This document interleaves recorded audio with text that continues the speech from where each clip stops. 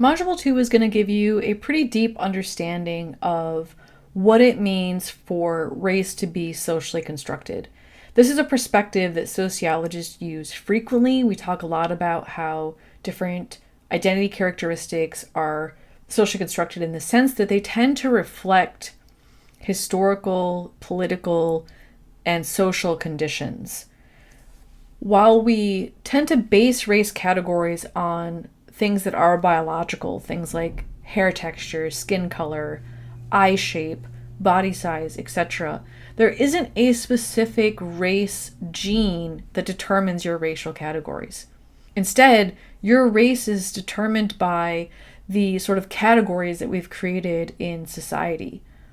We'll look at what that means in terms of identity, social action, institutional practices, and we'll also get an idea of how these identities can be used within social institutions to create something that we refer to as structural racism.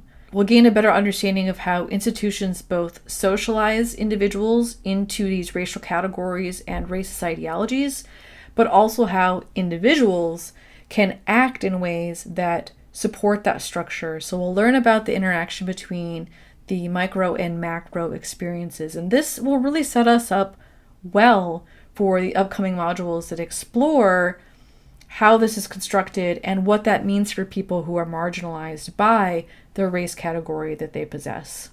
And then the last aspect of race formation that I want to talk about is racism. And Ami and Wenat really point out that racism has, in contemporary society, become what's called deflated, in that we tend to really only frame racism, and I'm talking about lay society. I think sociologists do a much better job at this, but lay society really frames racism as like this really overt, obvious, and very damaging framework. For example, if my mom says something that's stereotypical about a particular racial category and I call her racist, she says, well, it's not race. That's not racism, right? Racism is when you shoot a black man who's walking down your street. And she has this really narrow definition that racism is only like hate crimes, that racism is only these really explicit, obvious forms. And the problem with that is you miss all the covert stuff. You miss the microaggressions, you miss the micro level, like little digs and comments that have a grand effect, right? That act to perpetuate those structural value systems and belief systems. Ami and Wenat really want us to start thinking about how racism expands so much more beyond just these violent acts that we witness and that get really publicized in the media. And one of the reasons it's problematic that we define it so narrowly is that you have the opportunity for a lot of individuals, and in particular white individuals, to deny that they're racist. And if you can't acknowledge that you're racist, then we can't address the problem because you refuse to see it, right? So we need to start to recognize all the very small ways that we behave or think in racist ways. And we're all guilty of this, by the way. Every single person watching this video right now is guilty of practicing racism in some form or another. That could be that you've had a racist thought that never resulted in action or words. It could be that you've said racist things. It could be that you've done racist things. So we really just need to broaden that definition and start to understand the ways in which we participate in this damaging system. The other thing that they want us to understand is that the definition of racism historically has been linked to this connection between prejudice and power. And often social scientists, but also lay people, would say that there's kind of like two camps. One camp is that everybody can experience racism, including white people, which, by the way, as a white person, I'm here to tell you is complete bullshit. Okay. White people cannot experience racism. Just gonna toss that out there. And then the other camp is that white people can't experience racism, and it's only white people, because they have power, who practice racism against people of color. And both of those things, both of those perspectives, that whites can experience racism because everybody does, and that whites can't experience racism and it's only whites against marginalized populations that practice racism, are false. And so Ami and Wenat want us to understand that racism can be practiced by anybody, and that it is about the marginalization of an individual who is lower than you on the hierarchy. And this is why whites can't experience racism, because they are at the top of the race hierarchy. Okay? In every social situation, every single social institution, every social interaction that exists, whites have power. I don't care. It doesn't matter the situation, whites have power. So whites cannot experience racism because they're at the top. But that doesn't mean that they're the only ones who can practice racism, because again, you have a hierarchy, and if you go through, and I could ask you, or I could say, tell me what that hierarchy looks like, you probably know. And you know this because it's seeping in our culture, right? The next group in the hierarchy are Asians, and in particular East Asians, right? This particular racial group has been labeled the model minority because they act white, right? That's what that means. And so you can have somebody in the model minority category, someone who is of Chinese descent, for example, discriminating and stereotyping somebody who's black, and that's racism. Why? Because they have more power than black people in society. So it's not just whites who practice prejudice and power and therefore racism. It can be any racial group practicing it against a further marginalized group below them. And there's no such thing as reverse racism. So if you flip that coin, it doesn't work. Okay, that doesn't exist. It's not a thing. We really want to think about how racism is a practice of exerting one's power and exerting prejudice. And it doesn't matter if you're a racial minority, it's not like you are gaining power directly through that practice of racism. Actually, you're also acting to uphold white supremacy, that you're looking down at other people and saying you're less than because you're less white, because you act less white, right? If an Asian person discriminates against a black person, essentially it's saying, look, I'm better than you because I'm closer to the white people who are top. You're still perpetuating white supremacy even if you aren't white, and that's problematic.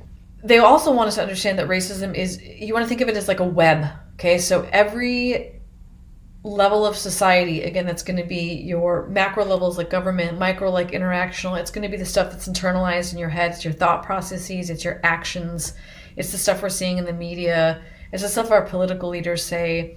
It's the history that's written by white people that it completely skewed and in denial of any sort of other racial experience. That this web is huge, it's complex, and it's all about the domination of white people. So racism is practiced as a form of white supremacy. It benefits whites, it benefits white people. There's also this misconception that you're only racist if you intended it to be racist. Intent is completely irrelevant. If you participate in racist behaviors, racist thoughts, racist institutions, you're racist whether you intend to be or not. And sadly, it's like, and I'm sure y'all have noticed this, I'm white and totally privileged, and I notice it and it makes me cringe. But when someone's like, well, I don't want to be racist, but it's like, yo, if you have to say that, you obviously are going to be racist. Or, I was hanging out with my friend who's half black, half Arabic, and somebody came up to him and said something like, oh, well, you articulate really well for a black man. I was like, what the hell? And he called her out on it. I was glad that he did. I was going to if he hadn't. But he called her out on it, and she was like, oh, no, I'm not trying to be racist. I'm trying to compliment you. And it's like she didn't get in that moment that it doesn't matter whether or not you intended that to be racist. You saying that is racist bullshit, right? And so intent is irrelevant, which makes it even more complicated, because now you have this complex web of lots of institutions, lots of individuals who all want to deny it. None of them want to be accused of being racist because we know racism is bad. We have a collective understanding that that's true. And so to avoid the acceptance of that label, which is rightfully applied to me if I'm being racist, I will deny it. And I'll say, well, I didn't intend it, and therefore it's not racist. But it doesn't matter whether or not it was intended. It's still racism. Our concept of racism, our practice of racism is both shaped by race concepts and helps to shape race concepts. So in order for racism to continue, in order for racism to be perpetuated, we have to maintain those race conceptions. We have to maintain differentiation. We have to maintain race lines. We have to maintain those distinctions, because if those distinctions start to blur or race categories start to become confusing, then white people can't clearly identify themselves as white. We can't clearly identify that hierarchy. We can't clearly identify the system of power and privilege, and then therefore we wouldn't be able to maintain the social power as groups that are higher up on the hierarchy. And then, of course, those race conceptions that are created act to perpetuate racism. How? Because I know these conceptions, I understand them, I learned them through my culture, and now I can see in media how race is used to perpetuate inequality, something like how the news media depicts people of particular physical characteristics in different ways than other physical characteristics, right? That they can frame the Black experience as negative or criminal, and the white experience as innocent and good and non-criminal. So these two things go hand in hand. The race concept upholds the act of racism, and racism maintains those race concepts. And then last but not least, that the goal isn't to do away with race projects altogether. The goal is to embrace anti-racist projects more ubiquitously, so that we can do away with these racist concepts, these racist ideologies, so that we can call out racism when we see it, and so that people could be less defensive if they are called out for being racist, and just acknowledge how they're participating in a system that's bigger than them. And that's one of the things that I often, especially to my white students, but tell my students that, look, if somebody accuses you of being racist, why don't you listen? Right? Why don't you just pause and think about why they accused you of that, or why they're saying that? And it's not like you're inherently a bad person. You're a victim of the structure, right? You're a victim of the culture that we live in that is seeping in racism. You can't get in a dirty pool without getting dirty, right? So instead of that push to deny it and to say, well, no, racism doesn't exist. No, I'm not racist. To stop and listen to the person who's telling you that you're racist, and join the anti-racist project by acknowledging how those behaviors are racist, or how they perpetuate inequality in society, and fighting for the eradication of that behavior, not only in yourself, but in others and at the institutional level. So we don't want to do away with race entirely, because race is important to that anti-racist project that will help to overcome racism as we know it. Okay, so my cat has decided that he wants to make a cameo in the video. So this is PB. PB is short for Patio Boy. He's a stray, actually, that we adopted during the pandemic. Early on, he showed up on our patio and just decided that we were going to be his new pet parents. So here he is. He's going to join us until he decides he's got something better to do.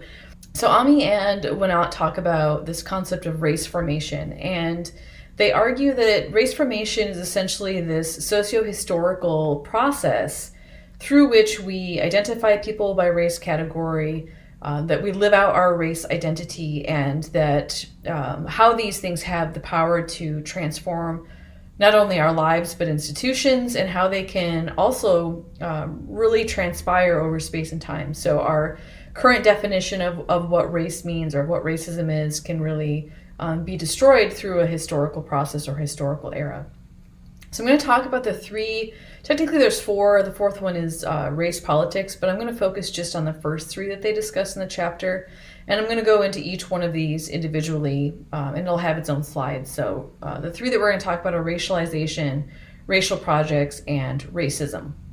It's important that we recognize that society tends to take kind of one of two different views about what race or racism is.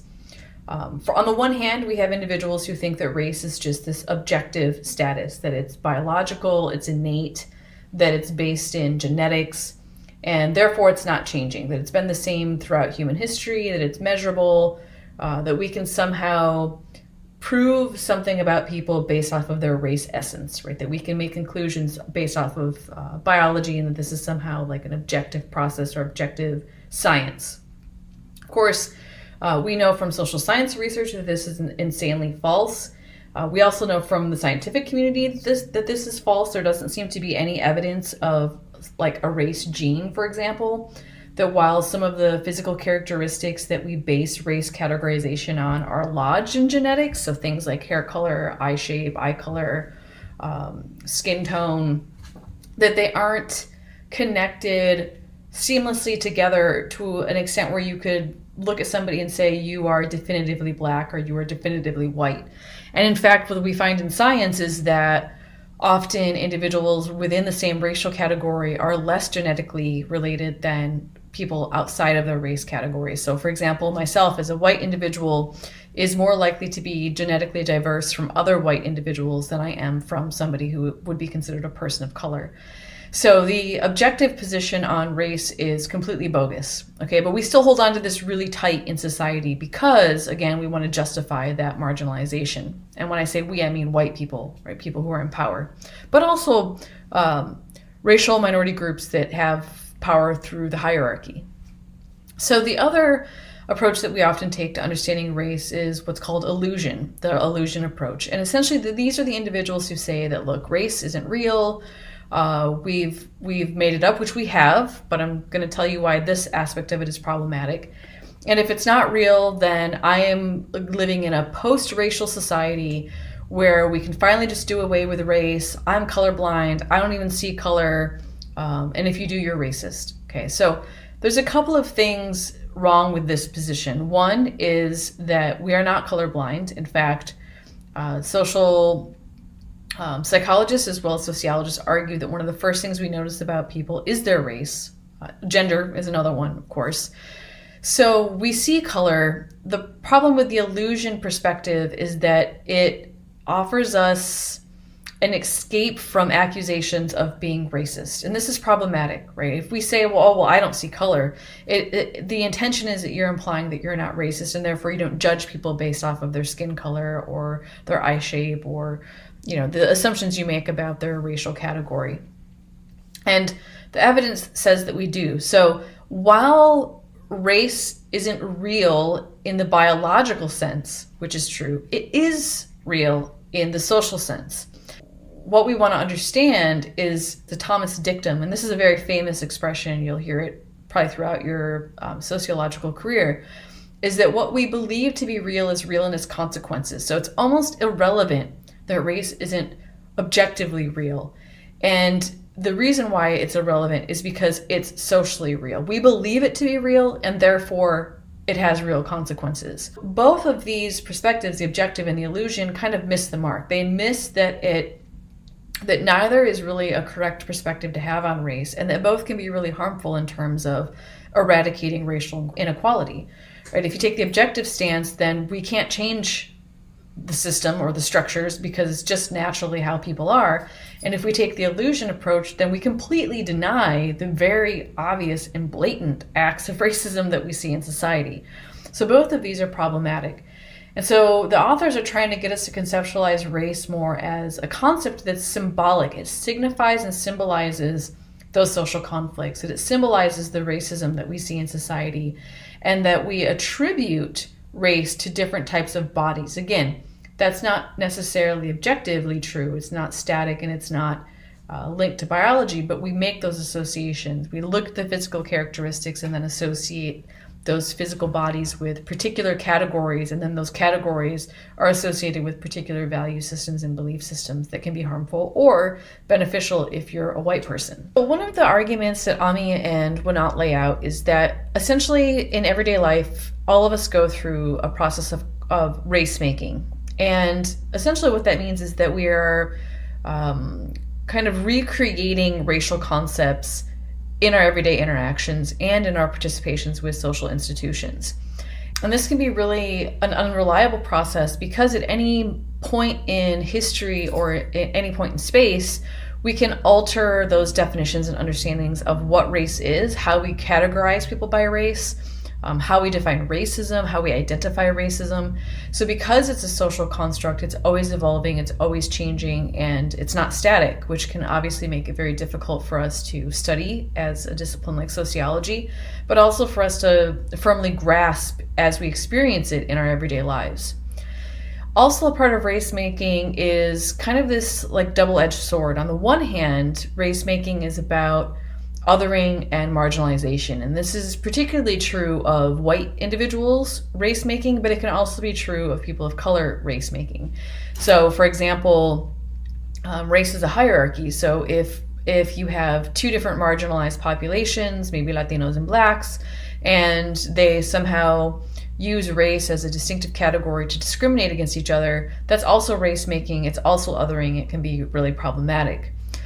Race making, however, can also have a positive component in that individuals can use their race as a form of self-identification and also as a form of resistance. And we see this a lot with marginalized populations, something like the Black Lives Matter movement, that yes, society has labeled me as Black and they have othered me, but at the same time, I'm going to take my Black identity, I'm going to embrace it, and I'm going to use it as a form of resistance to those assumptions about me and a form of empowerment about being someone who's Black and strong and not afraid to acknowledge that. This really comes into play when we talk about, as a society, when we talk about like, why do we keep talking about race? Why don't we just do away with it? It's so harmful. It's not that simple. If we could do away with the harmful aspects and keep the resistance and empowering aspects, that would be great. But unfortunately, these two tend to go together. And so a part of that process, that race making process, is that you get one and the other at the same time, that you have the people in power othering and individuals who are othered using their identity and kind of reappropriating it to make them feel stronger in a society that others them.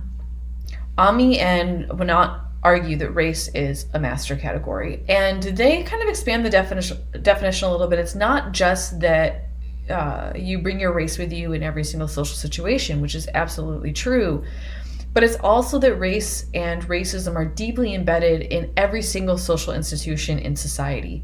And that in every single one of those institutions, we categorize people based on race as a way to, again, other, and as a way, historically, as a way for whites to justify mistreatment and inequality. So we take these physical characteristics that people possess, we label them a particular race, or we make assumptions about their race based off of those physical characteristics. And then through that process of othering, we say, well, you're different, and so therefore you're deserving of this bad treatment or this lack of equality. And that's hard to escape, or you can't escape your physical features. Certainly there's things you can do to try to manipulate it in the same way that we can manipulate our gender representation or our gender presentation. But those are things that you're going to carry with you into institutional settings, into face-to-face interactions with other people, and they're going to use that information to treat you in particular ways. And something I'm really glad to see in terms of the theory is that they both acknowledge that race is intersectional, that we can't have arguments that really pit race against the other prongs of inequality, that this isn't a race trumps all other forms. In the same way that Marx says that class trumps everything else, that's problematic because you almost can't parse these inequalities out. That much of, for example, class inequality that we see is linked to race inequality. Much of the gender inequality we see is linked to race inequality. And so these forms of identity and these forms of the different tools for inequality and marginalization really interact with each other and can't be parsed out. So if we're going to have conversations around race and racism, we also have to be cognizant of how race intersects in very unique and problematic ways with other prongs of inequality and also in other prongs of privilege. And to get at that social construction, to get you to see how fluid this could be, and also to get you to see how a significant other can drastically influence our interpretation of race, I'm going to show you this short video. It's called A Class Divide. I'm only going to show you the first part of the full documentary, but I want you to look for these key tactics. So one is, how is race used as a form of inclusion or exclusion? So how do we use raced categories or racial characteristics to include people into social groups or to exclude people from the social groups that we're participating in? How do we use race concepts to think about ourselves? How does it change how we feel when we believe these assumptions about race? How does it affect how we perceive others if we internalize these race concepts and believe them to be true? And then last but not least, how do authority figures, in this case you're going to see how Mrs. Elliott, the school teacher, has the ability to socially control her elementary students just through her authority as a teacher, somebody who we're supposed to listen to, that we're supposed to learn from, and that we're supposed to believe. So how much power does she have to instill these concepts, and then we see these classifications acted out in the classroom?